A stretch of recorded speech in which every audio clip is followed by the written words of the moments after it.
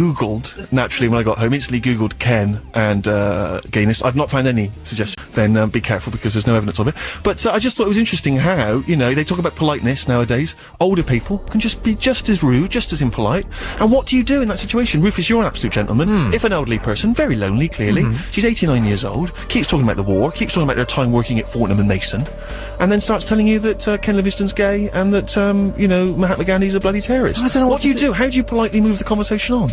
Because it's a baffling thing for her to say, Carl, young people don't know anything, when clearly she doesn't know anything at all. No idea. She knows the opposite of what's true. That's what she knows. Yeah. So, I don't know, I just, you just have to talk back to them really, really loudly, and just make your point very, very, I don't know what you do. Because I didn't even want to argue with her, that was the problem. Then we started arguing, which of course just prolonged the conversation. What I want to know is, how do you confidently and discreetly just say, thank you very much for your contribution, but you are poking your nose in, we are trying to have a conversation. How do you do that? I think I do the, look, I haven't seen my friend here for a long time, we're just having a bit, I'm sorry, he's just had some bad news, do you mind if, you know, a bit of that? A bit of lying, you lie, that's what you do. But he's had a bit of bad news. Yeah, something like that. That's nice. Yeah.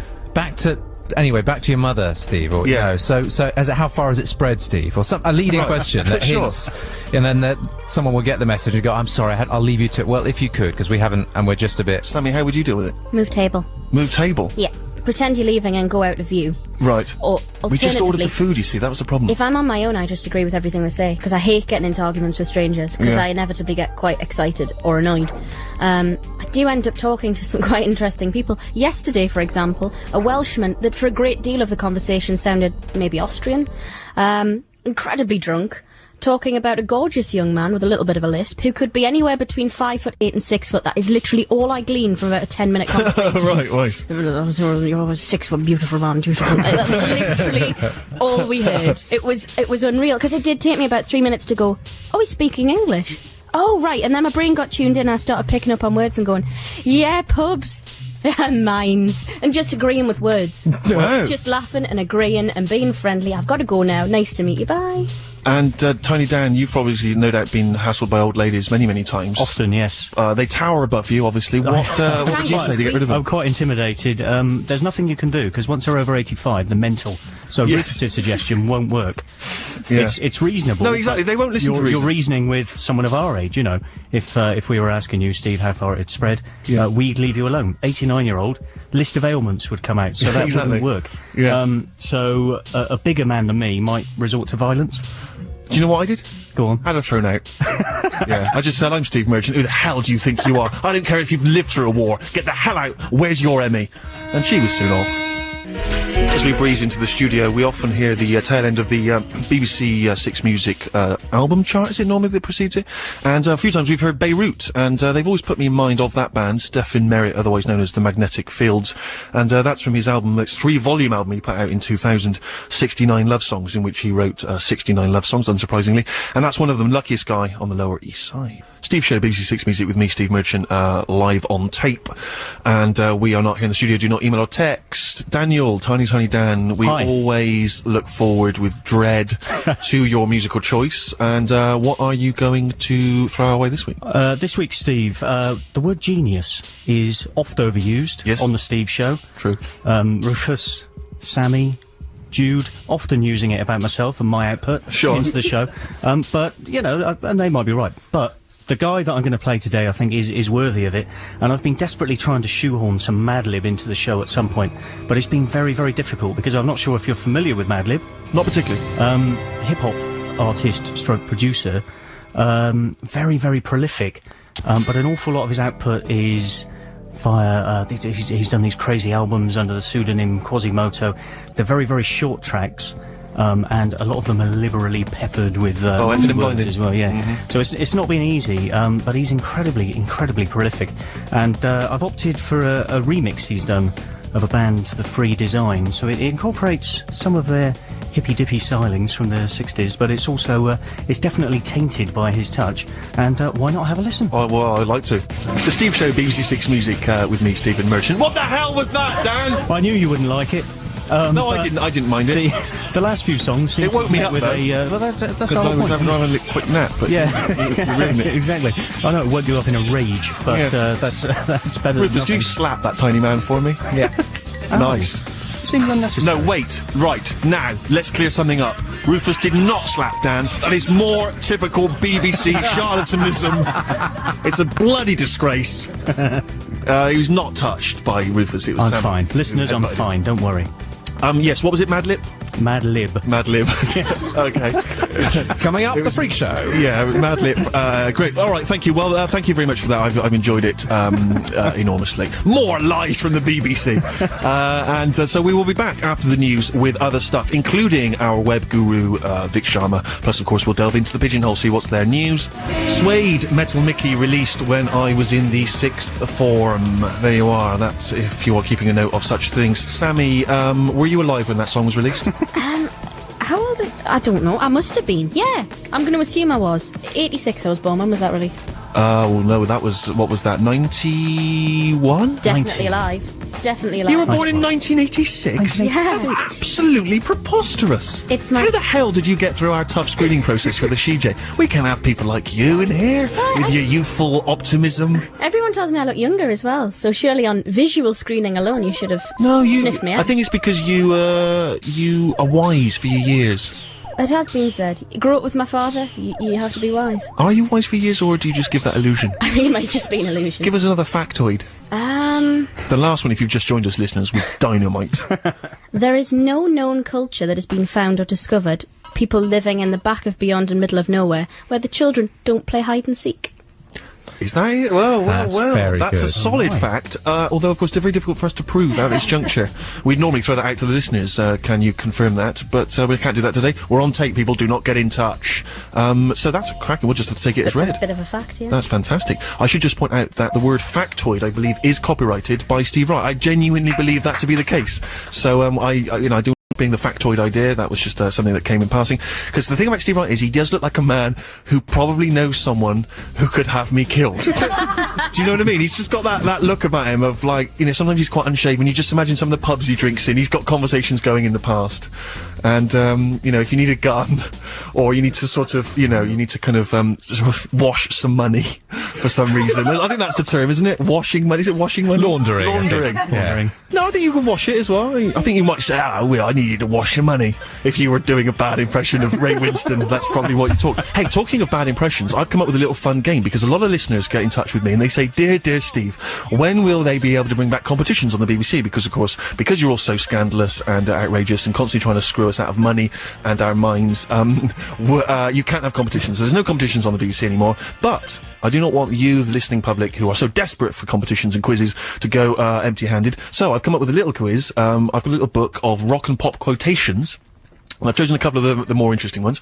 And it's just a bit of fun. Don't worry, and obviously don't email or text in. There's no prizes and stuff. It's just for you at home. Remember, you're sat there, you're with your wife, things are a bit fractious, a bit awkward, because, I don't know, you've got into an argument, probably the end of the relationship. In order to paper over the cracks for yet another Sunday, why not join in with this game? You can have a little squabble, but it'll be more playful this time and not so hurtful. So, just see if you can figure out, and I'm going to throw it to these guys here in the studio, Dan and Sammy. Do not look at that crib sheet. I'm going to ask Rufus. You're saying, where's Rufus's involvement? Rufus, we know, a man of 1,000 voices. Many of them very similar, but a man of 1,000 voices. Who I'm going to ask to give, I should give a vague impression.